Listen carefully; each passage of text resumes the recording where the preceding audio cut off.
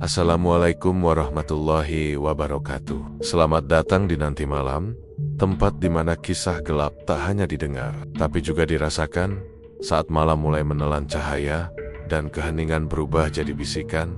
Ingatlah, tidak, yang sunyi itu kosong. Ada yang mengintai, ada yang menunggu, dan ada yang ingin didengar. Duduk yang tenang, matikan lampu, dan biarkan cerita ini merasuk perlahan. Karena di Nanti Malam, horor bukan sekadar cerita, tapi pengalaman. Pak Bambang bukan siapa-siapa. Lelaki berusia 50-an itu tinggal di sebuah dusun kecil di pinggiran Wonogiri bersama istrinya, Bu Sri. Mereka hidup sederhana, mengandalkan hasil panen singkong dan beternak ayam kampung seadanya. Dua anak mereka sudah merantau ke kota Jerang Pulong, dan kadang hanya memberi kabar lewat pesan singkat. Kehidupan mereka tenang, namun juga penuh keterbatasan. Namun, sejak pandemi berlalu, hidup semakin berat. Harga kebutuhan pokok naik, panen sering gagal, dan ayam-ayam mereka mati karena penyakit. Di tengah tekanan hidup, Pak Bambang terpikir untuk membuka usaha kecil-kecilan. Awalnya, ia hanya ingin menjual gorengan di depan rumah. Tapi, suatu malam, ia bermimpi aneh. Dalam mimpinya, ia melihat dirinya sedang berdiri di sebuah dapur besar, menggoreng ayam dalam jumlah yang sangat banyak, dan suara orang-orang di luar sedang antre dengan sabar, memanggil-manggil namanya dengan antusias. Pak Bambang, ayam gorengnya satu porsi. Ya, ia terbangun dengan keringat dingin, tapi juga ada semacam dorongan aneh di dadanya. Yakin, bukan mimpi biasa. Sejak saat itu, ide untuk berjualan ayam goreng mulai merasuk dalam pikirannya. Bu Sri awalnya ragu. Kita nggak punya modal, Pak. Minyak aja mahal, belum lagi beli ayam, katanya. Tapi Pak Bambang yakin ia menjual satu-satunya kambing yang mereka punya, membeli minyak goreng curah, tepung, dan bumbu-bumbu sederhana. Sisa uang digunakan untuk membeli ayam potong dari pasar. Warung kecil itu hanya meja dan kursi plastik, bertuliskan fried chicken Pak Bambang. Gurih, renyah, bikin nagih. Ia mulai jualan siang hari di depan rumahnya yang berada di pinggir jalan desa. Tak ada ekspektasi besar, hanya harapan bisa menambah penghasilan untuk kebutuhan sehari-hari. Hari pertama, pembeli bisa dihitung dengan jari. Beberapa anak kecil yang lewat membeli karena penasaran. Mereka bilang, ayamnya enak, Pak. Tapi itu saja. Hari kedua, sama saja. Namun, pada hari ketiga, ada seorang sopir truk yang kebetulan mampir dan memesan 2 porsi. Esoknya, ia datang lagi, membawa 3 temannya. Dari situlah, segalanya mulai berubah. Dalam seminggu, warung Pak Bambang mulai ramai. Warga sekitar heran, padahal ayam gorengnya terlihat biasa. Tak ada saus spesial, tak ada teknik masak unik, namun semua yang mencicipi berkata bahwa rasanya luar biasa. Dagingnya empuk, bumbunya meresap sampai ke tulang, dan aroma wangi khasnya seolah membuat orang ingin terus makan. Pak Bambang mulai menambah stok ayam. Ia beli freezer kecil dan memperluas warungnya sedikit demi sedikit. Dalam sebulan, ia sudah bisa membeli motor baru untuk antar pesanan. Dalam 2 bulan, ia mempekerjakan 2 anak muda dari desa untuk membantu memasak dan melayani pembeli. Bu Sri pun mulai tersenyum lagi. Ia membantu melayani di kasir dan sesekali bercanda dengan pelanggan. Alhamdulillah ya Pak, rezeki kita akhirnya datang juga. Namun, warga sekitar mulai berbisik. Ada yang merasa aneh dengan perkembangan warung itu. Salah seorang tetangga yang juga jualan makanan mengatakan bahwa sejak warung Pak Bambang ramai, dagangannya sepi, padahal letaknya hanya berjarak 3 rumah. Ia bahkan mencoba meniru resep ayam goreng Pak Bambang, tapi rasanya tetap beda. Beberapa orang mulai membicarakan kemungkinan penglaris, tapi tentu saja itu hanya desas-desus. Tak ada bukti, apalagi Pak Bambang dikenal sebagai orang baik, suka membantu tetangga dan rajin ke masjid. Namun, keanehan demi keanehan mulai muncul. Seorang anak kecil yang rumahnya tepat di sebelah warung sering terbangun malam-malam, menangis ketakutan. Ia bilang melihat bayangan hitam berjalan masuk ke dapur warung. Ibunya mengira itu hanya mimpi, tapi kejadian itu terjadi hampir setiap malam Jumat. Lalu ada kejadian lain. Salah satu pekerja warung yang baru seminggu membantu tiba-tiba berhenti. Tanpa banyak bicara, Ia pamit dan mengaku tidak kuat kerja di sana. Ketika ditanya kenapa, ia hanya menggeleng dengan wajah pucat. Sejak itu, ia jarang keluar rumah dan terlihat sering melamun. Pak Bambang sendiri menjadi semakin pendiam. Dulu, ia suka ngobrol panjang dengan pembeli, tapi kini, ia lebih banyak diam, terutama saat malam tiba. Ia sering menatap ke arah dapur lama di belakang rumah tempat yang dulu tak terpakai dan kini terkunci rapat. Karena hanya Pak Bambang yang bisa masuk ke sana. Salah satu warga bernama Pak Minto, seorang pensiunan guru, pernah melihat Pak Bambang membawa bungkusan hitam besar ke atas motor tuanya tengah malam, lalu mengarah ke bukit kecil di ujung desa. Bukit itu dikenal warga sebagai tempat angker, karena terdapat makam tua dari zaman penjajahan yang jarang dikunjungi. Sejak kejadian itu, Pak Minto jadi sering mengintip dari balik jendela rumahnya, tapi ia tak berani bicara banyak. Istrinya melarangnya ikut campur. Rezeki orang jangan dicurigai, Pak. Nanti malah kena batunya. Namun desas-desus terus berkembang. Ada yang bilang ayam goreng Pak Bambang sudah dicampur dengan sesuatu. Ada juga yang mengatakan Pak Bambang memakai pesugihan. Tapi tak ada yang benar-benar tahu. Semua hanya spekulasi. Yang jelas, warung itu makin hari makin ramai. Bahkan orang dari kecamatan sebelah datang Jojo hanya untuk mencicipi ayam gorengnya. Media sosial mulai ramai membahas fried chicken legendaris dari Wonogiri. Seorang food vlogger sempat mereview dan menyebut rasanya tak masuk akal. Di balik senyuman hangat dan pelayanannya yang ramah, tak ada yang tahu apa yang sebenarnya disembunyikan Pak Bambang. Ia tetap seperti biasa, menyapa pelanggan, menghitung uang di laci, dan memeriksa stok ayam. Tapi setiap malam, setelah warung tutup dan semua orang pulang, dapur belakang itu kembali menyala. Dan dari jendela kamar yang menghadap ke halaman, Bu Sri sering mendengar suara aneh dari arah dapur. Suara desisan minyak panas yang tidak wajar. Suara seperti tangisan. Dan malam itu, ia mendengar suara Pak Bambang berbicara sendiri. Namun yang membuat bulu kuduknya berdiri adalah kalimat terakhir yang diucapkan suaminya. "Sudah, Mbah, malam ini saya siap bayar lagi." Pak Bambang bukan siapa-siapa. Lelaki berusia 50-an itu tinggal di sebuah dusun kecil di pinggiran Wonogiri bersama istrinya, Bu Sri. Mereka hidup sederhana, mengandalkan hasil panen singkong dan beternak ayam kampung seadanya. Mereka sudah merantau ke kota Jerang Pulong, dan kadang hanya memberi kabar lewat pesan singkat. Kehidupan mereka tenang, namun juga penuh keterbatasan. Namun, sejak pandemi berlalu, hidup semakin berat. Harga kebutuhan pokok naik, panen sering gagal, dan ayam-ayam mereka mati karena penyakit. Di tengah tekanan hidup, Pak Bambang terpikir untuk membuka usaha kecil-kecilan. Awalnya, ia hanya ingin menjual gorengan di depan rumah, tapi suatu malam, ia bermimpi aneh. Dalam mimpinya, ia melihat dirinya sedang berdiri di sebuah dapur besar, menggoreng ayam dalam jumlah yang sangat banyak, dan suara orang-orang di luar sedang antre dengan sabar, memanggil-manggil namanya dengan antusias. "Pak Bambang, ayam gorengnya 1 porsi, ya?" Ia terbangun dengan keringat dingin, tapi juga ada semacam dorongan aneh di dadanya. Ayayak, bukan mimpi biasa. Sejak saat itu, ide untuk perjualan ayam goreng mulai merasuk dalam pikirannya. Bu Sri awalnya ragu. "Kita nggak punya modal, Pak. Minyak aja mahal.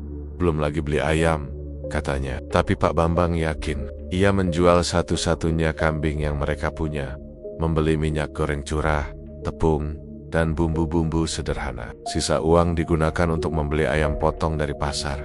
Warung kecil itu hanya meja dan kursi plastik, bertuliskan fried chicken Pak Bambang, gurih, renyah, bikin nagih. Ia mulai jualan siang hari di depan rumahnya yang berada di pinggir jalan desa. Tak ada ekspektasi besar, hanya harapan bisa menambah penghasilan untuk kebutuhan sehari-hari. Pembeli bisa dihitung dengan jari, beberapa anak kecil yang lewat membeli karena penasaran. Mereka bilang, "Ayamnya enak, Pak."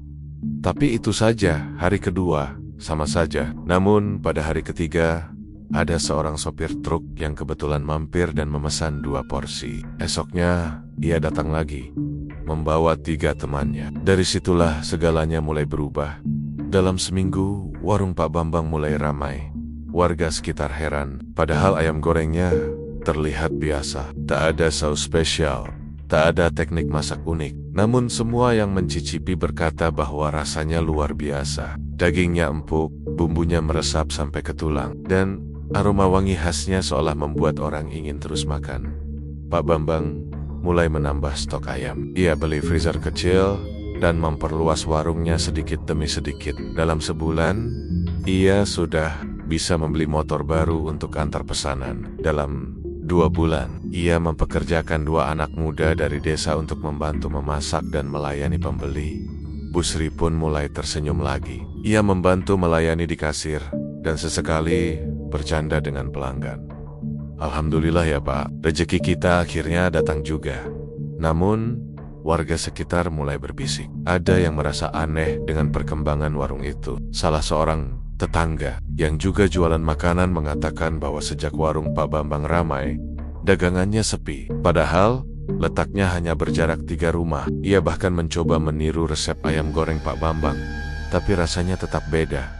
Beberapa orang mulai membicarakan kemungkinan penglaris. Tapi tentu saja itu hanya desas-desus, tak ada bukti. Apalagi Pak Bambang dikenal sebagai orang baik, suka membantu tetangga dan rajin ke masjid. Namun, keanehan demi keanehan mulai muncul.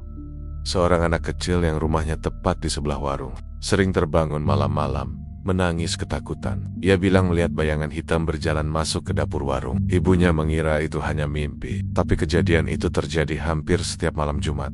Lalu ada kejadian lain. Salah satu pekerja warung yang baru seminggu membantu tiba-tiba berhenti. Tanpa banyak bicara, ia pamit dan mengaku tidak kuat kerja di sana. Ketika ditanya kenapa, ia hanya menggeleng dengan wajah pucat. Sejak itu, ia jarang keluar rumah dan terlihat sering melamun.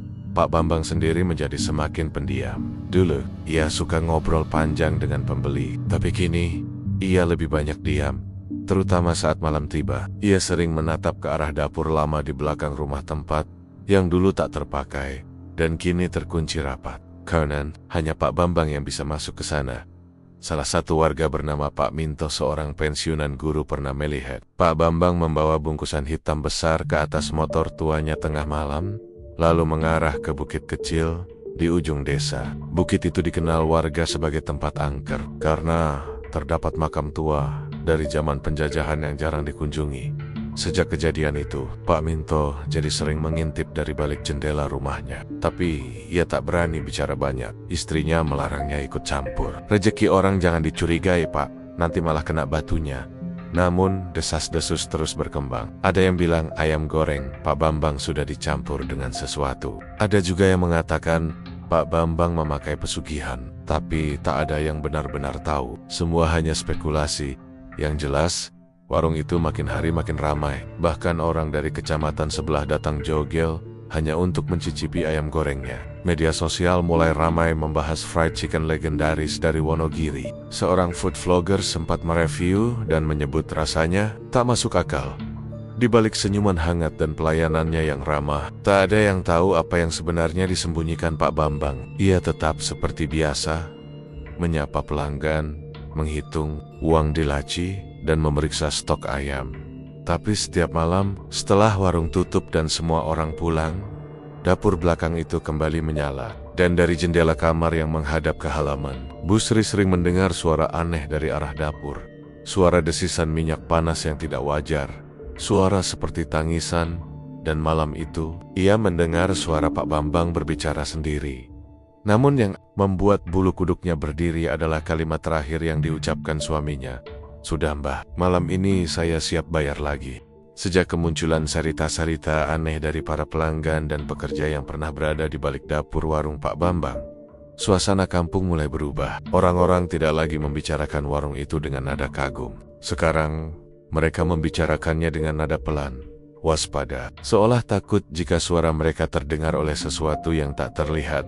Beberapa tetap datang membeli, seolah tak peduli pada cerita-cerita yang beredar. Tapi sebagian mulai menjauh. Entah karena firasat, atau karena mereka tahu ada yang tidak beres, tapi memilih diam. Sayangnya, diam tak selalu menyelamatkan.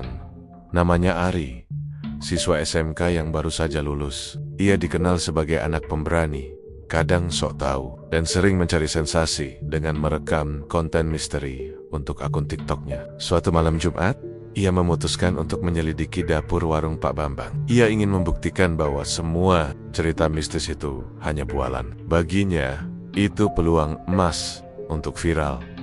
Ia datang malam-malam, berbekal kamera HP, senter kecil, dan tekad. Ia tahu warung itu tutup pukul 10 malam, tapi bayosannya, dapur belakang masih aktif sampai tengah malam. Karena Pak Bambang sering memasak sendiri stok khusus untuk esok hari. Ari menunggu dari semak-semek di seberang warung. Pukul 11:15, lampu depan sudah mati. Tapi dari balik jendela dapur belakang, ia melihat cahaya temaram. Sesekali, bayangan Pak Bambang tampak bergerak pelan. Ia membawa sesuatu dalam ember besar. Masuk ke ruangan dalam dapur. Yang terkunci, ruangan yang sering disebat-sebat warga sebagai tempat yang bukan untuk manusia biasa. Ari menunggu sampai semuanya tampak tenang. Pukul 12 malam, lampu padam total. Ia merasa, inilah saat yang tepat. Dengan hati-hati, ia menyeberang, memanjat pagar belakang, dan menyusup masuk melalui celah di ventilasi gudang samping. Begitu masuk, hawa dingin langsung menyergap tubuhnya. Tapi bukan dingin biasa. Ini semacam hawa yang membuat leher merinding. Napas terasa berat, dan jantung berdegup lebih cepat dari biasanya. Namun Ari tetap menyalakan kamera, mulai merekam. Dapur itu berantakan. Ada ember-ember berisi daging mentah, baskom penuh darah, dan alat-alat pemotong yang tajam. Tapi tak ada satu pun ayam utuh. Yang aneh, tulang-tulang yang berserakan di atas meja lebih mirip tulang belulang manusia kecil. Ari menelan ludah, tapi tetap lanjut menyusup menuju pintu yang biasa dikunci. Tak disangka, malam itu pintu terbuka sedikit. Dengan tubuh gemetar, ia mendorongnya pelan. Bau busuk dan amis langsung menyengat. Cahaya redup dari lilin membuat ruangan itu terlihat seperti tempat pemujaan kuno. Dindingnya penuh coretan simbol aneh. Ada 3 patung kecil berwajah menyeramkan berjajar di altar. Di tengah ruangan, ada meja batu tempat sesajen, kepala ayam hitam, bunga kering, dan sepotong tangan manusia berkulit pucat. Ari langsung mundur, tapi belum sempat keluar, ia mendengar suara langkah kaki dari arah dapur. Buru-buru ia sembunyi di balik lemari kayu lapuk. Dari celah kecil, ia melihat Pak Bambang masuk, membawa seekor ayam hitam besar. Tapi ayam itu aneh, matanya merah menyala, bulunya berkilau seperti logam. Dan yang membuat Ari hampir menjerit adalah, ayam itu berbicara. Sudah waktunya, Bambang. Mereka lapar. Yang terakhir tidak cukup. Pak Bambang mengangguk, matanya kosong, seolah ia hanyalah boneka yang dikendalikan. Ia meletakkan ayam itu di meja batu. Lalu dari karung goni besar, di sudut ruangan, ia mengeluarkan sesuatu yang dibungkus plastik hitam, benda sepanjang tubuh manusia. Ari tak bisa menahan desakan untuk menengok, dan saat ia melihatnya, jantungnya hampir berhenti. Itu mayat seorang anak kecil, laki-laki, mungkin berusia 10 tahun, kulitnya pucat, tubuhnya kaku, dan wajahnya menunjukkan ekspresi ketakutan terakhir sebelum mati. Ari langsung mengenali wajah itu, anak tetangga sebelah, Vero, yang dikabarkan hilang seminggu lalu. Pak Bambang mulai membaca mantra dalam bahasa asing. Ayam hitam itu melompat ke meja, lalu berdiri tegak, berubah bentuk perlahan menjadi sosok tinggi, berjubah hitam, dengan kepala ayam dan tangan seperti cakar setan. Seketika, seluruh ruangan menjadi gelap. Lilin-lilin padam dengan sendirinya. Tapi suara-suara itu tetap terdengar. Ari mendengar tangisan, jeritan, dan suara daging dicincang. Ia ingin kabur, tapi tubuhnya kaku. Napasnya tercekat. Di tengah ketakutan itu, sesuatu menoleh ke arahnya. Ia tak bisa melihat jelas. Hanya 2 mata merah yang memandang dari kegelapan. Kau sudah melihat, kau tak bisa kembali. Ari tak ingat apa-apa lagi. Keesokan paginya, warga menemukan HP Ari tergeletak di jalan belakang warung. Layar retak, battery hangus, isi video di dalamnya rusak. Tapi beberapa detik pertama masih terselamatkan. Dalam video itu, tampak Ari tersenyum ke kamera, lalu berkata, "Oke bro, malam ini kita akan bongkar dapur Pak Bambang. Katanya ada yang nyimpen tuyul, mari kita buktikan." Lalu layar gelap disusul dengan suara berdesit dan tawa. Ari sendiri tak pernah ditemukan. Orang tuanya melapor ke polisi, tapi tidak ada petunjuk. Pihak berwajib tak bisa masuk ke warung karena tidak ada alasan kuat. Lagi pula, Pak Bambang menunjukkan wajah ramah seperti biasa, bahkan ikut membantu mencari. Namun sejak malam itu, suara-suara aneh sering terdengar dari arah dapur. Beberapa warga bersumpah melihat sosok remaja berjalan sendirian di sekitar halaman warung saat tengah malam, dengan wajah pucat dan baju penuh darah. Tapi ketika didekati, sosok itu menghilang begitu saja. Bu Sri pun berubah. Ia sering duduk di teras dengan tatapan kosong. Tetangga pernah mendengarnya berbicara sendiri menyobot nama-nama yang tidak dikenal. Suatu sore, ia terdengar bergumam anak-anak itu tidak menangis lagi. Sekarang mereka diam. Semuanya diam di dalam. Orang-orang mulai percaya bahwa sesuatu yang sangat gelap sedang bersemayam di dapur itu. Bukan sekadar rahasia kotor, tapi perjanjian kuno yang ditandatangani dengan darah. Warung itu mungkin masih menyajikan ayam goreng yang renyah dan gurih. Tapi kini, tak seorang pun bisa makan tanpa bertanya-tanya, daging siapa yang baru saja mereka kunyah. Malam terasa semakin berat di Dusun Kuncen, Wonogiri. Angin sejuk yang biasanya menenangkan, kini berubah menjadi bisikan yang menakutkan. Warga mulai jarang keluar malam. Mereka lebih sering berdiam di dalam rumah, mematikan lampu lebih awal, dan menghindari suara-suara asing yang terdengar dari arah warung Pak Bambang.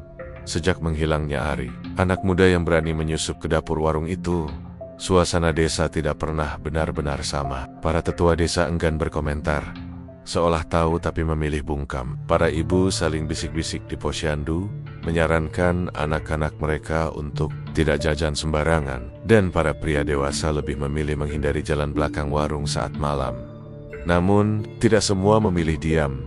Namanya Pak Bejo, seorang mantan tentara yang kini menjadi tukang bangunan. Ia bukan tipe yang mudah percaya dengan hal mistis, tapi ia juga bukan orang bodoh. Ia pernah melihat terlalu banyak mayat di masa lalu, dan bisa membedakan mana darah ayam dan mana darah manusia. Pak Bejo tinggal hanya 3 rumah dari warung Pak Pong. Sejak dulu ia curiga, terutama setelah anak tetangganya si Feral yang hilang itu pernah terakhir terlihat sedang bermain di depan warung. Tapi yang paling membuatnya yakin bahwa ada yang tidak beres adalah bau yang kerap tercium dari arah gudang belakang warung itu. Bukan bau bangkai ayam, bukan pula bau sampah basi. Ini bau amis yang menyengat, bercampur aroma busuk seperti daging yang membusuk selama berhari-hari. Namun anehnya, setiap pagi bau itu hilang, seolah malam telah menghapusnya dengan cara yang tak biasa. Pak Bejo memutuskan untuk menyelidiki sendiri. Ia tahu resikonya, tapi rasa penasaran dan keyakinan bahwa ada yang harus dihentikan membuatnya bertindak diam-diam. Ia memperhatikan kebiasaan Pak Bambang selama beberapa malam. Ternyata, setiap malam Jumat Kliwon, Pak Bambang selalu menghabiskan waktu lebih lama di dapur belakang, lalu masuk ke gudang, dan tidak keluar hingga menjelang subuh. Dan malam itu, Pak Bejo mengambil kesempatan dengan mengenakan jaket hitam dan topi lusuh. Ia menyelinap ke belakang warung setelah Pak Bambang terlihat masuk ke dalam. Ia tahu jalan kecil di belakang rumah yang bisa langsung menuju dinding belakang gudang. Pak Bejo membawa lampu senter kecil dan sebilah pisau kecil yang biasa ia gunakan untuk mengiris kayu, bukan untuk melawan, tapi sekadar berjaga. Begitu sampai di belakang gudang, ia melihat jendela kecil yang tertutup seng. Namun paku-paku seng itu sudah berkarat. Dengan sedikit tenaga dan usaha, ia berhasil membuka celah cukup besar untuk melihat ke dalam. Dan apa yang ia lihat malam itu akan menghantui sisa hidupnya. Gudang itu tampak seperti rumah jagal. Lantai tanahnya basah, dindingnya penuh goresan. Dan di tengah ruangan, ada satu kurungan besi besar berisi meklik-meklok yang meringkuk dalam kegelapan. Pak Bejo sempat mengira itu binatang, sampai salah satu dari mereka bergerak mendekat ke cahaya dan memperlihatkan wajahnya. Itu manusia. Lebih tepatnya, remaja laki-laki yang tubuhnya penuh luka, matanya sayu, dan mulutnya ditali kain kotor.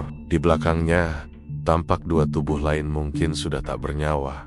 Pak Bejo ingin berteriak, tapi refleksnya lebih cepat. Ia menutup mulut dengan tangan sendiri, tubuhnya gemetar. Di sudut ruangan, ia melihat Pak Bambang berdiri dengan sosok tinggi berjubah hitam, berwajah seperti tengkorak ayam, bermata merah menyala. Makhluk itu mengangguk pelan, dan Pak Bambang mulai menyeret salah satu tubuh dari dalam kurungan. Pak Bejo tidak tahan. Ia mundur perlahan, lalu berlari meninggalkan tempat itu tanpa suara. Ia pulang dalam keadaan setengah pingsan. Keesokan harinya, ia demam tinggi. Istrinya, Bu Rini, mengira suaminya kena angin malam. Tapi malam kedua, Pak Bejo mulai berbicara sendiri, menyebut nama-nama orang yang tak dikenal, termasuk nama Ari dan Ferol, serta satu nama yang tidak pernah disebut warga desa. Mbah Glinding. Bu Rini panik. Ia memanggil Pak Lurah, lalu diam-diam memanggil seorang dukun tua dari desa seberang, Mbah Mantri, yang dikenal bisa membantu orang yang disentuh oleh sesuatu yang tak terlihat. Mbah Mantri datang malam hari, membawa tas kecil berisi kemenyan, bunga 7 rupa, dan air doa. Ia melihat kondisi Pak Bejo, lalu berkata pelan, dia melihat yang seharusnya tak dilihat. Upacara pembersihan dilakukan malam itu juga. Satu kampung mencium aroma wangi bunga dan kemenyan. Di tengah ritual, Pak Bejo menjerit keras, seolah tubuhnya terbakar. Ia meronta, memukul, mencakar, tapi begitu Mbah Mantri membacakan mantra terakhir, tubuhnya ambruk. Nafasnya kembali normal. Ia menangis seperti anak kecil. Setelah kondisinya stabil, Pak Bejo menceritakan semuanya kepada Pak Lurah dan beberapa orang terdekat. Tapi mereka tahu, informasi itu tidak bisa disebar sembarangan. Tak akan ada yang percaya, dan mereka tak punya bukti. Selain itu, Pak Bambang adalah tokoh masyarakat yang cukup disegani. Jika mereka bicara sembarangan, bisa jadi mereka sendiri yang menghilang. Namun, Mbah Mantri punya saran. Kalau ingin menghentikan ini, jangan hanya fokus pada Pak Bambang. Hancurkan tempat perjanjiannya. Hancurkan sumbernya. Tapi ingat, tempat itu tidak bisa dihancurkan oleh manusia biasa. Pak Lurah hanya diam. Malam itu, mereka bubar tanpa keputusan jelas. Sementara itu, warung Pak Bambang tetap buka seperti biasa. Para pelanggan tetap berdatangan. Mereka tersenyum, tertawa, menikmati ayam goreng yang semakin digilai banyak orang. Bahkan seorang YouTuber terkenal datang dan membuat vlog khusus. Pak Bambang pun tampak lebih tenang dari biasanya. Ia bahkan membagikan sedekah ke anak yatim, menyumbang ke masjid, dan memberikan diskon pada pelanggan tetap.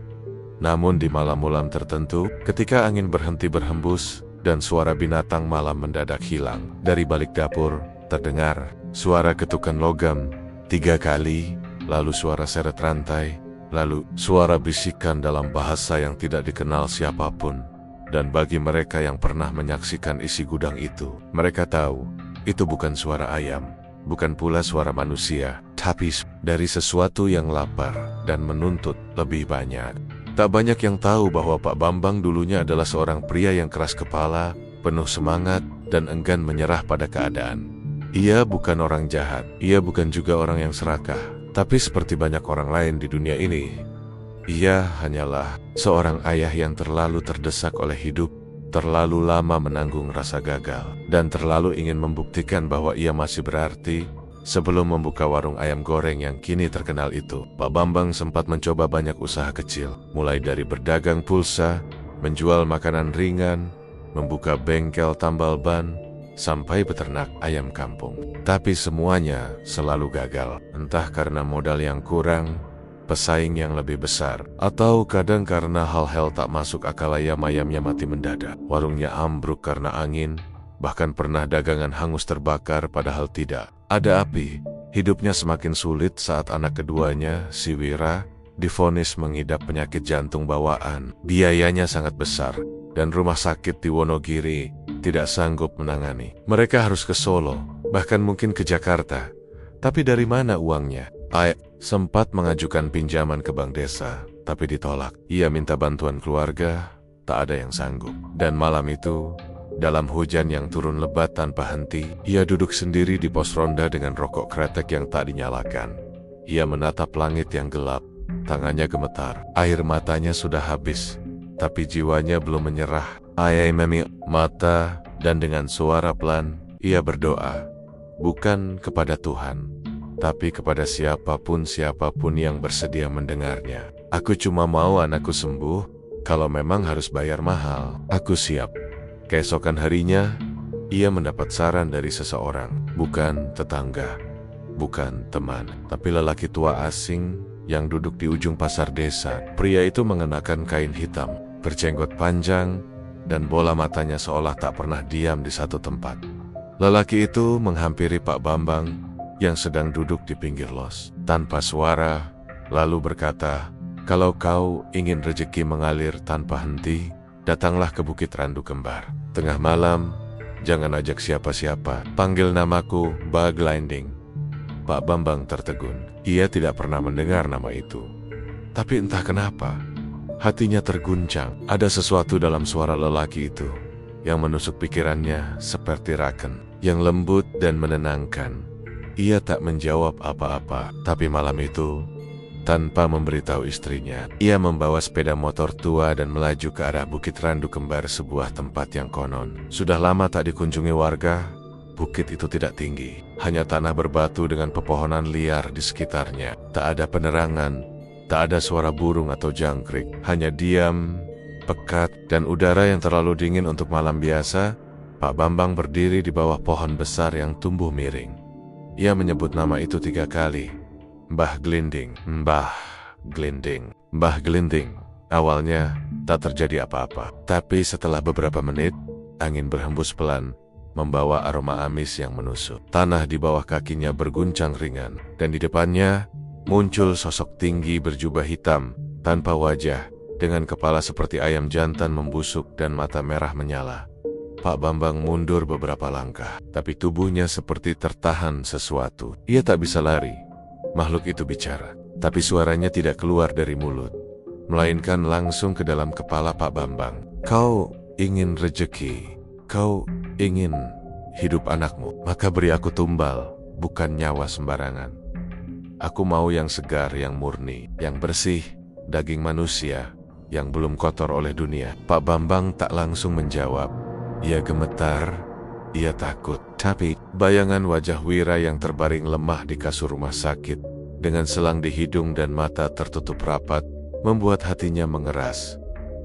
"Berapa lama?" tanyanya pelan. "Setiap purnama, berikan 1. Maka usahamu akan hidup, anakmu akan pulih, dan setiap gigitan ayam gorengmu akan mengikat lidah orang yang mencicipi." Kesepakatan itu disegel dalam ritual aneh. Pak Bambang diminta menusuk jarinya, meneteskan darah ke tanah, dan membisikkan namanya 3 kali ke dalam sebuah telur hitam yang tiba-tiba muncul dari tanah. Setelah itu, segalanya berubah. Anak keduanya sembuh dalam seminggu. Dokter rumah sakit tak bisa menjelaskan secara medis. Katanya, itu keajaiban. Tapi Pak Bambang tahu, itu harga dari perjanjian malam itu. Mula-mula ia menolak untuk benar-benar membunuh. Tapi saat bulan pertama tiba dan perjanjian harus dibayar, ayam-ayamnya mendadak mati. Warung kecilnya kebakaran dan istrinya pingsan tanpa sebab. Ia panik. "Ia inggut," kata kota makhluk itu. "Kalau kau ingkar, maka semua akan kembali." Malam itu, ia pergi ke terminal tua di pinggiran kota. Ia membawa 1 bungkus makanan, menyasar seorang gelandangan tua yang tertidur di bangku panjang, dan tubuh itu menjadi korban pertama. Ia memotong, mencincang, mencuci dengan air kembang, dan mencampurnya dengan ayam goreng yang dijual esok harinya. Tak ada yang tahu, tak ada yang mencurigai. Justru pembelinya meningkat 2 kali lipat. Rasa ayam goreng itu disebut luar biasa. Bulan berikutnya, ia mulai mencari yang lebih mudah. Seorang pemulung anak-anak, lalu anak jalanan, dan selanjutnya, ia tak lagi merasa bersalah. Ia menjadi mesin. Setiap bulan purnama, ia menyiapkan gudangnya, membersihkan altar pemujaan, dan menyambut kedatangan Mbah Glinding yang kini sudah bersemayam di balik dinding dapurnya, menunggu tumbal berikutnya. Pak Bambang memang terlihat seperti pria biasa, tapi dalam dirinya ada janji berdarah yang terus ia jaga. Ia adalah penyaji ayam goreng dengan rasa nagih, bukan karena bumbu, tapi karena dosa yang dipanggang dalam minyak panas. Dan di balik senyum ramahnya, ada suara makhluk yang terus berbisik. Dari kegelapan, "Satu lagi Bambang, satu lagi." Malam itu sunyi. Angin hanya berembus pelan, menyentuh pepohonan dan atap rame-rama yang mulai tertidur. Tapi tidak dengan Pak Bambang. Jantungnya berdebar hebat, tubuhnya terasa panas dingin, dan tangannya terus menggenggam kantong plastik hitam yang berat di ujungnya. Di dalamnya, tubuh kecil itu terdiam tanpa suara. Mati. 1 bulan sejak perjanjian dilakukan. 1 bulan sejak anaknya sembuh dan warung kecilnya berubah menjadi ladang emas. Dalam waktu singkat, warung ayam goreng Pak Bambang berubah dari lapak kaki 5 menjadi kedai permanen di pinggir jalan besar. Meja-meja bertambah, antrian mengular, bahkan beberapa pelanggan datang dari luar kota hanya untuk mencicipi ayam gorengnya yang disebut tidak ada duanya. Tapi semua itu tidak gratis. Setiap malam purnama, makhluk itu Mbah Glinding datang menagih, dan Pak Bambang tak bisa lari, karena ia sudah menggantungkan hidup anaknya, istrinya, dan dirinya sendiri pada perjanjian kelam itu. Korban pertama bukanlah pilihan yang mudah. Pak Bambang menghabiskan waktu berhari-hari mengamati jalanan. Ia mencoba mencari orang yang tidak dicari siapa-siapa. Seorang gelandangan tua, lelaki yang setiap malam duduk di samping toko bangunan, dengan tubuh kurus dan pakaian sobek, yang selalu tertawa sendiri.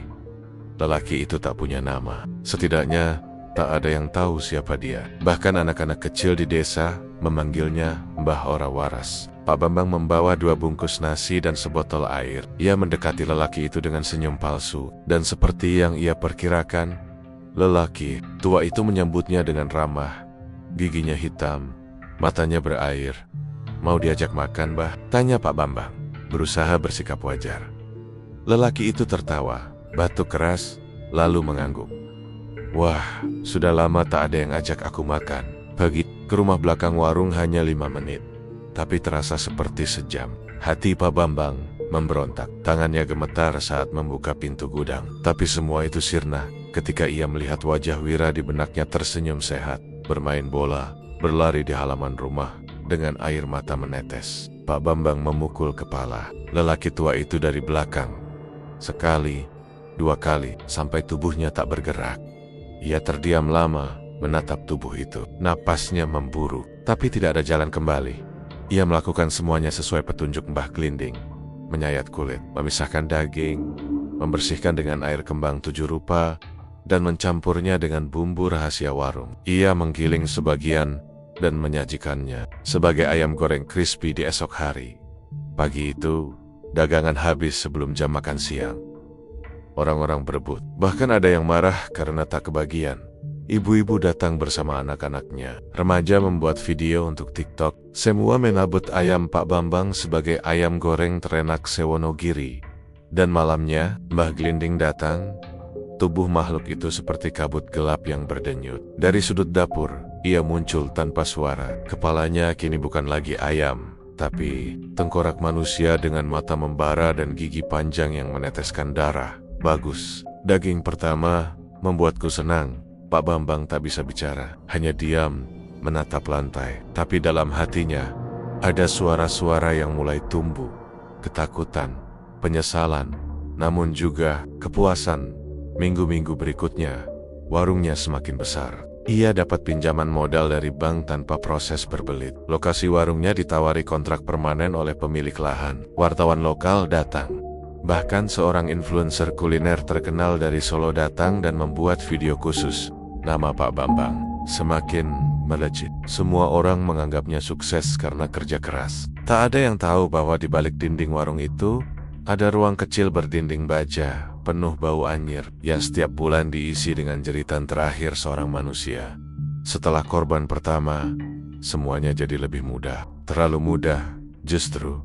Ia mulai tahu cara memilih korban. Ia hafal pola patroli polisi. Ia tahu di mana kamera pengawas dipasang dan bagaimana menghindarinya. Ia bahkan mulai menyimpan pakaian dan peralatan khusus di dalam mobil tua miliknya, alat pemotong, plastik hitam, tali rafia, dan botol cairan pembersih. Korban kedua adalah seorang pemuda jalanan dari kota, lalu seorang pengamen, lalu seorang gadis tunawisma yang ditemukan di kolong jembatan. Setiap korban, wajah mereka muncul dalam mimpi Pak Bambang. Tapi anehnya, bukan sebagai hantu menakutkan, melainkan sebagai penonton. Mereka duduk berjajar di kursi penonton, menatapnya memasak, menatapnya menyajikan ayam, sambil tersenyum tanpa kata. Dan yang membuat Pak Bambang semakin takut adalah ketika ia mulai menikmati semuanya. Suatu malam, istrinya, Bu Sarti, menemukan bercak darah di ruang belakang. Ia bertanya, "Itu darah apa?" Pak Bambang hanya menjawab, "Darah ayam, waktu motong di pasar." Tapi sejak itu, Bu Sarti mulai curiga. Ia sering mendapati suaminya terbangun di tengah malam, memegang kepalanya sambil bergumam sendiri. Kadang, ia mengurung diri berjam-jam di ruang belakang dan keluar dengan wajah pucat. Wira pun mulai merasa aneh. Ia pernah mendengar suara tangisan dari gudang belakang. Tapi ketika bertanya pada ayahnya, Pak Bambang hanya tertawa, paling kucing. Padahal, Wira tahu itu bukan suara hewan, tapi suara manusia. Purnama demi purnama berlalu. Usaha berkembang. Tapi Pak Bambang tak pernah bisa tidur tenang, karena setiap kali ia memejamkan mata, suara itu datang berbisik pelan di telinganya. "Satu lagi, Bambang, satu lagi." Dan ayah tahu, selamanya ia tidak akan pernah cukup. Karena pesugihan bukan tentang uang, bukan tentang kesuksesan, tapi tentang keterikatan. Dan kini, jiwa Pak Bambang sudah terikat. Tak ada pintu keluar, tak ada penebusan. Ia telah menjadi milik Mbah Glinding sepenuhnya. Hari demi hari, Bu Sarti mulai merasakan sesuatu yang tak bisa ia jelaskan dengan kata-kata. Bukan hanya karena warung mereka tiba-tiba menjadi sangat sukses, atau karena Pak Bambang yang kini semakin banyak diam, tapi karena atmosfer di rumah itu sendiri mulai berubah. Udara di dapur belakang terasa lebih dingin dari biasanya, dan bau anyir yang samar-samar kerap tercium meski seluruh ruangan dibersihkan setiap hari. Awalnya, Bu Sarti mencoba menepis semua kecurigaan itu. Ia berpikir mungkin itu hanya efek dari kelelahan atau stres karena warung yang makin ramai. Namun, semakin lama, naluri seorang istri yang telah hidup puluhan tahun bersama suaminya tak bisa dibohongi. Ada sesuatu yang disembunyikan Pak Bambang, dan itu bukan hal kecil. Semuanya bermula dari bau itu. Setiap malam menjelang tengah malam, Bu Sarti mencium aroma aneh dari gudang belakang ruangan yang dulu hanya digunakan untuk menyimpan peralatan dapur dan kardus kosong. Tapi kini terkunci rapat dengan gembok besar. Ia sempat bertanya, namun Pak Bambang selalu menjawab bahwa gudang itu digunakan untuk menyimpan bahan rahasia bumbu ayamnya yang sedang difermentasi. Tak boleh dibuka siapapun. Kalau sampai tercampur udara luar, rasanya bisa rusak. Begitu jawab suaminya suatu malam.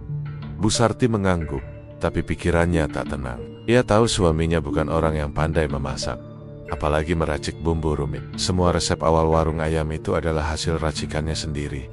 Resep turun-temurun dari almarhum ibunya. Tapi sejak beberapa bulan terakhir, Pak Bambang mengambil alih dan melarangnya ikut campur. Rasa curiga itu makin kuat ketika suatu malam Bu Sarti terbangun karena mendengar suara berisik dari luar kamar. Ia mengintip dari sela pintu dan melihat Pak Bambang keluar rumah dengan jaket hitam dan membawa kantong besar berwarna gelap. Gerak-geriknya mencurigakan, seperti seseorang yang tak ingin diketahui kemana ia pergi. Ia mengikuti dari kejauhan, hanya sampai pagar depan. Di balik bayang-bayang pohon mangga tua, ia melihat suaminya memasukkan kantong besar itu ke dalam bagasi mobil tua mereka, lalu meluncur ke arah jalan utama Wonogiri yang sepi. Sepulangnya, Pak Bambang hanya berkata bahwa ia membuang sampah khusus yang tak boleh dicampur sampah biasa. Namun, Bu Sarti merasa kebohongan itu terlalu mudah untuk dikatakan. Besoknya, saat Pak Bambang pergi belanja ke pasar, Bu Sarti mencoba membuka gudang belakang. Ia mencongkel gembok dengan linggis kecil yang biasa digunakan Pak Bambang untuk memperbaiki pagar. Butuh waktu lama, tapi akhirnya terbuka. Saat pintu itu terbuka, Bu Sarti mundur satu langkah. Bau yang menusuk langsung menerpa wajahnya. Ayam hidungnya dan masuk dengan hati-hati. Di dalamnya, ruangan itu telah berubah. Bukan lagi gudang biasa, melainkan seperti laboratorium kecil dengan meja baja, pisau-pisau, tergantung ember-ember berisi cairan, dan bungkusan plastik hitam yang tertutup rapat bertumpuk di sudut ruangan. Tangannya gemetar saat menyentuh salah satu bungkusan itu. Ia tak sanggup membukanya, tapi dari bentuk dan baunya, ia tahu itu bukan berisi bahan dapur. Ia menoleh ke meja. Ada bekas darah kering di atas permukaannya. Di pojok ruangan, ada sepasang sandal anak-anak yang kotor berlumpur. tubuhnya limbung. Jantungnya seperti berhenti berdetak. Bu Sarti terduduk. Napasnya tak beraturan. Ia ingin berteriak, tapi suaranya tercekat di tenggorokan. Dalam sekejap, semua kepingan kecurigaan selama ini seperti menyatu menjadi satu gambaran utuh dan mengerikan. Suaminya terlibat dalam sesuatu yang jauh lebih kelam dari yang ia bayangkan. Malamnya, Pak Bambang pulang dengan wajah cerah, membawa uang tunai dari penjualan hari itu. Melihat istrinya yang diam saja di meja makan, ia tersenyum dan berkata, "Alhamdulillah ya, hari ini laku semua. Sampai ada orang dari stasiun TV mau liput minggu depan." Bu Sarti hanya mengangguk, pandangannya kosong. "Kenapa Sarti? Lihat hantu?" canda Pak Bambang. Ia menatap suaminya tajam, ingin bertanya langsung, tapi lidahnya terasa berat. Ia memilih untuk mengintai lebih lama, mencari bukti yang lebih kuat, karena menuduh suami sendiri tanpa cukup alasan bisa jadi bumerang. Namun malam itu, Bu Sarti menulis semuanya dalam buku kecil yang ia sembunyikan di bawah kasur. Segala hal yang ia temukan gudang, bau anyir plastik-plastik besar, dan jejak darah. Ia tahu sesuatu yang besar sedang terjadi, dan ia tidak boleh diam.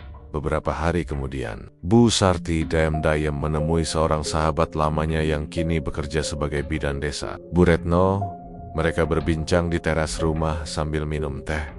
"Aku curiga Mbak, ada yang gak beres sama Bambang," ujar Bu Sarti perlahan. Bu Retno mengangguk. "Dari dulu aku sudah heran, warungmu itu larisnya gak wajar.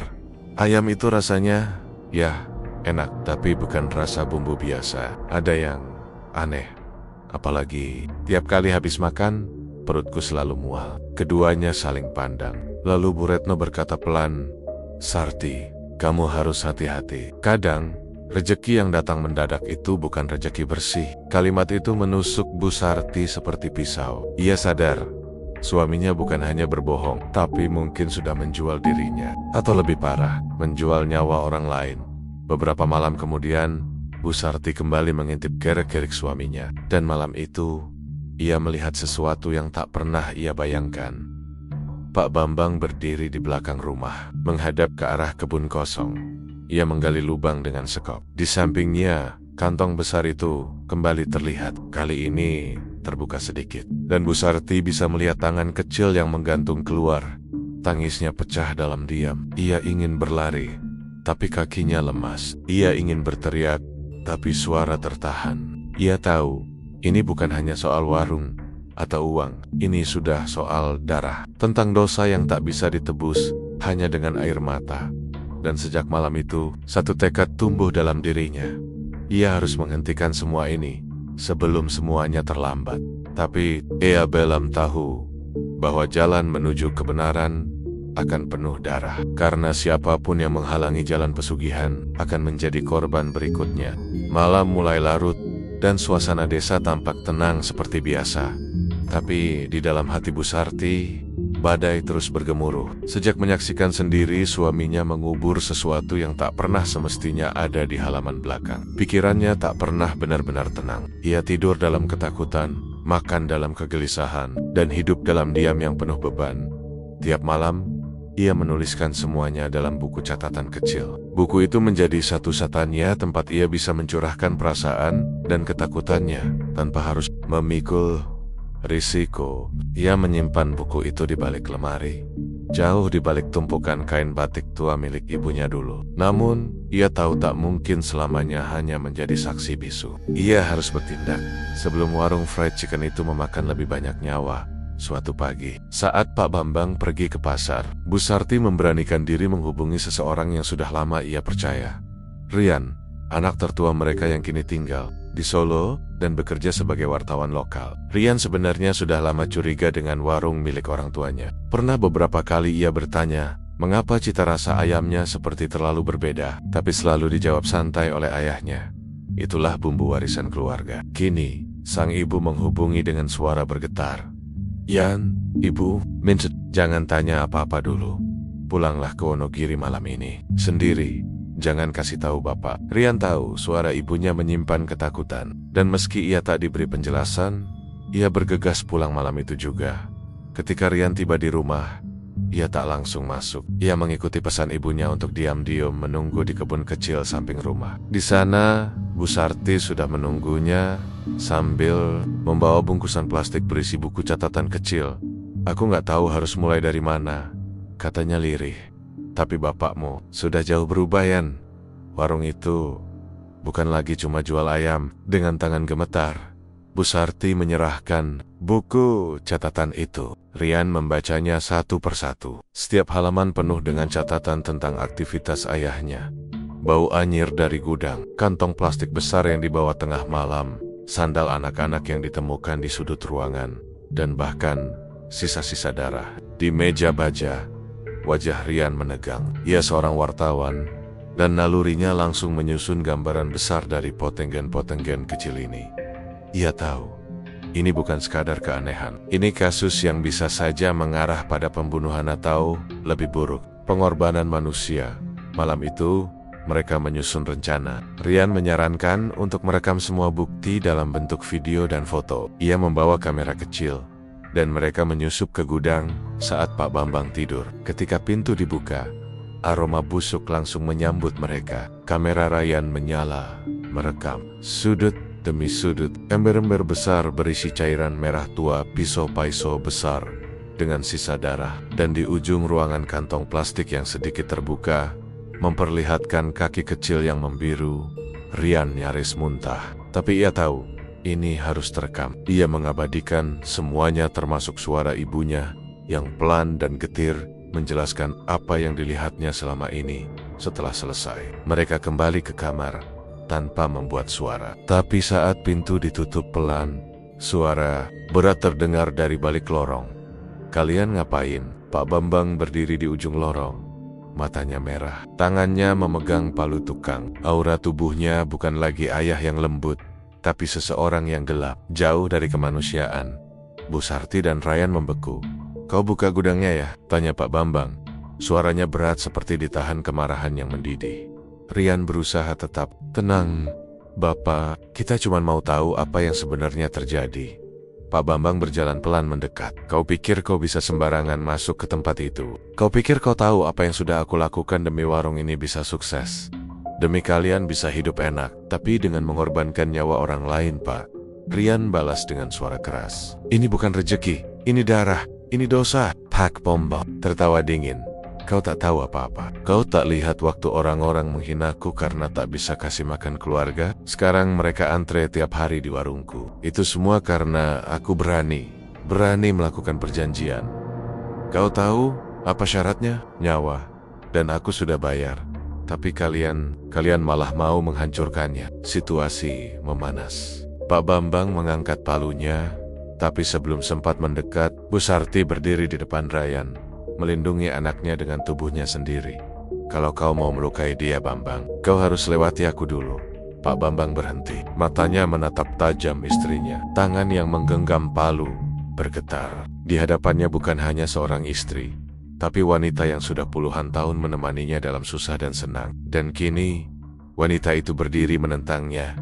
Hening beberapa saat, lalu Pak Bambang tertawa. "Kalian pikir kalian bisa kabur dengan semua itu?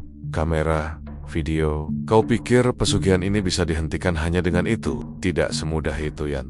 Tidak semudah itu, Sarti." Rian dan Bu Sarti memutuskan kabur malam itu juga. Dengan kamera dan catatan, mereka naik motor ke rumah teman Rian di kota. Sepanjang jalan, Rian terus melihat ke belakang. Bayangan hitam seolah mengikuti mereka, menembus gelap malam. Bahkan angin pun terasa lebih dingin dari biasanya.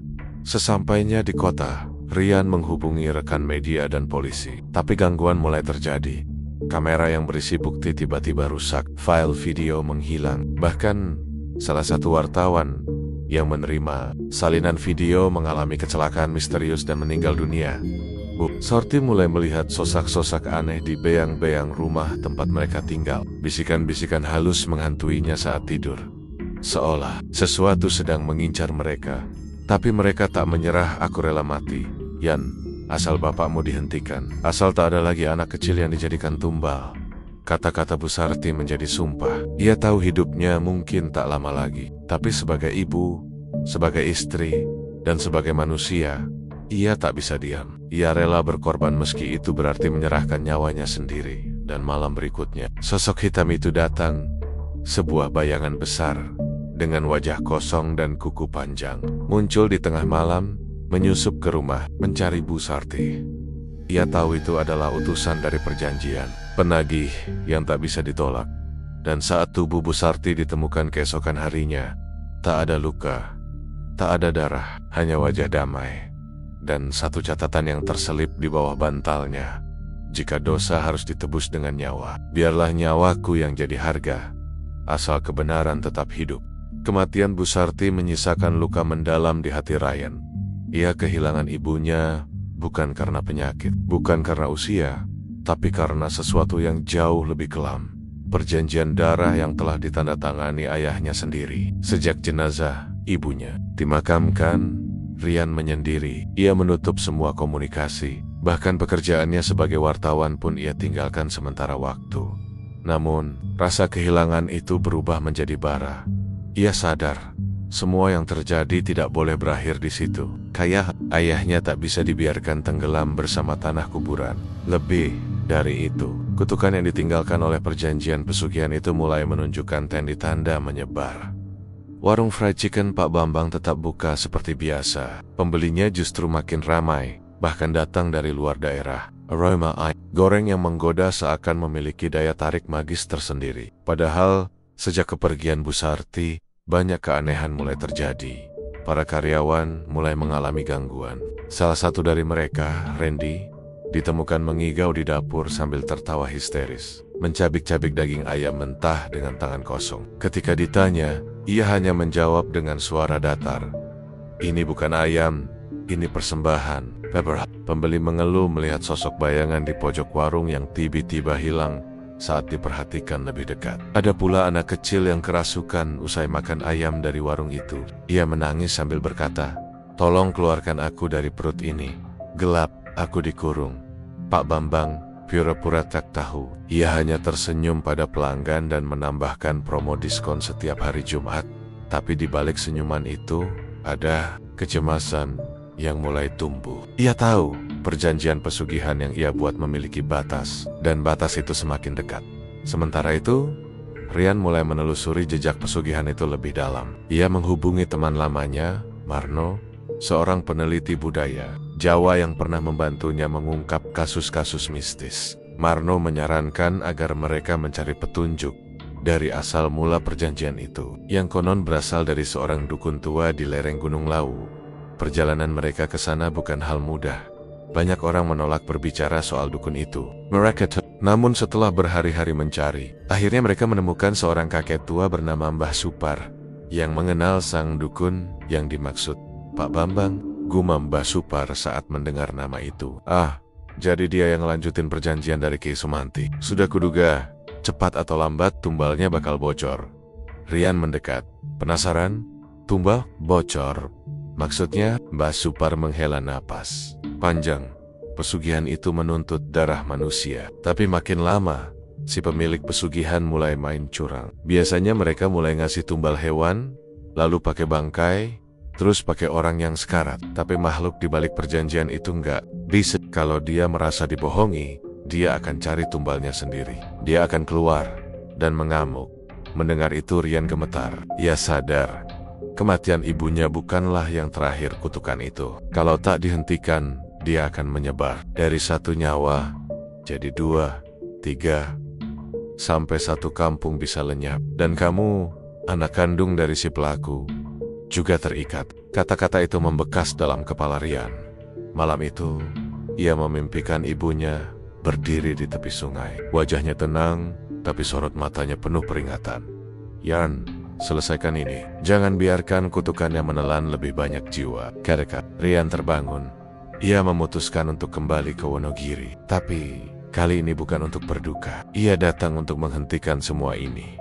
Sesampainya di desa, suasana berubah. Wonogiri yang biasanya tenang terasa lebih mencekam. Warung Pak Bambang kini buka 24 jam. Lampunya menyala terang, tapi tidak ada seorang pun yang berani masuk malam hari. Mereka belang. Suara tangis dan jeritan terdengar dari dapur saat dini hari. Rian langsung menuju rumah ayahnya. Tapi rumah itu kini gelap dan kosong. Tak ada tanda-tanda. Ia mengetuk pintu berulang kali, tapi tak ada jawaban. Ketika ia mengintip dari jendela, ia melihat sosok ayahnya duduk diam di kursi, menatap kosong ke dinding. Seperti mayat hidup, Rian masuk lewat pintu belakang yang tak dikunci. Ia memanggil ayahnya pelan, tapi Pak Bambang tak menjawab. Baru saat disentuh bahunya, pria tua itu menoleh dengan sorot mata yang berbeda. Mata itu tak lagi mengenal. Kekosongan, semua ini salah mereka, bisik Pak Bambang. Kalau mereka tak datang malam itu, kalau mereka tak buka gudang itu, dia tak akan marah. Siapa yang marah, Pak? Dia, makhluk itu. Dia sekarang tak lagi cuma minta tumbal. Dia ingin dunia. Dia ingin nyawamu juga, Yan. Dan tiba-tiba, dinding rumah bergetar. Lampu berkedip. Angin dingin menerpa dari jendela yang terbuka sendiri. Suara tangis terdengar. Pelan, tapi jelas. Tangis anak-anak. Jeritan lirih. Rian panik. Ia menarik tangan ayahnya. Pak, kita harus keluar dari sini. Tapi tubuh Pak Bambang menolak bergerak. Ia duduk kembali. Aku gak bisa lari lagi. Ini semua sudah takdirku. Rian menangis. Ia ingin menyelamatkan ayahnya. Meskipun ia tahu lelaki itu sudah tenggelam terlalu dalam. Dan malam itu, rumah itu menjadi pusat teror. Makhluk yang tak bisa dilihat dengan mata biasa keluar dari balik bayang-bayang. Ia mengelilingi rumah seperti kabut hitam, menyerap cahaya dan suara. Jeritan Pak Bambang terdengar hanya sebentar, sebelum akhirnya menghilang seperti ditelan malam. Rian berhasil keluar tepat waktu, tapi tak pernah lagi melihat ayahnya sejak malam itu. Beberapa hari kemudian, warung fried chicken itu tutup permanen. Polisi menemukan rumah Pak Bambang kosong, tanpa satu pun perabot. Hanya satu catatan kecil di dinding dapur, tertulis dengan darah. Tumbal tak pernah bisa diputus. Ia hanya berpindah. Hati-hati pada rasa lapar yang bukan berasal dari perut. Rian kembali ke Solo. Ia tak lagi menjadi wartawan, tapi memilih menjadi penulis. Ia menulis kisah warung fried chicken itu sebagai novel, agar dunia tahu, agar masyarakat sadar bahwa kesuksesan yang terlalu instan kadang menyimpan harga yang tak sanggup dibayar. Namun, malam-malamnya tak pernah benar-benar tenang. Kadang ia melihat bayangan hitam berdiri di pojok kamarnya. Kadang ia mencium bau anyir ketika menulis. Dan kadang, ia mendengar suara ibunya berkata, "Kutukan ini belum berakhir, Yan. Kau adalah warisannya." Setahun telah berlalu sejak malam mengerikan itu. Warung fried chicken Pak Bambang kini tinggal puing. Tak ada yang berani menyentuhnya. Warga menyebut tempat itu Warang Nerak. Setiap yang nekat mendekat, katanya mendengar suara minyak mendidih dan tangis anak kecil dari dalam reruntuhan. Rian hidup menyendiri di sebuah rumah kecil di pinggiran Solo. Ia menulis buku, namun tak satu pun berani ia terbitkan. Naskah itu hanya disimpannya dalam laci, terkunci rapat dengan gembok dan doa-doa. Setiap malam Jumat Kliwon, bau gorengan amis kerap merayapi sudut rumahnya. Terkadang, pintu dapur terbuka sendiri, dan meja makan terisi oleh sepiring ayam goreng berwarna kehitaman, dengan daging yang terasa. Bukan seperti ayam, ia tahu, itu bukan mimpi. Ia tahu, warisan ayahnya belum selesai, karena pesugihan itu bukan sekadar perjanjian. Tapi dan darah yang mengalir dalam dirinya telah ditandai. Dulu, tumbal diberikan oleh Pak Bambang. Kini giliran Rian diminta membayar, dan waktu terus berjalan. Suatu malam, tetangganya melihat Rian keluar rumah dengan langkah pelan. Ia membawa sesuatu dalam kantong plastik berbau amis, dan meneteskan darah. Senyumnya samar, seperti milik seseorang yang tak lagi punya jiwa. Dan di belakangnya, bayangan hitam mengikuti pesugihan belum berakhir. Ia hanya berganti wajah.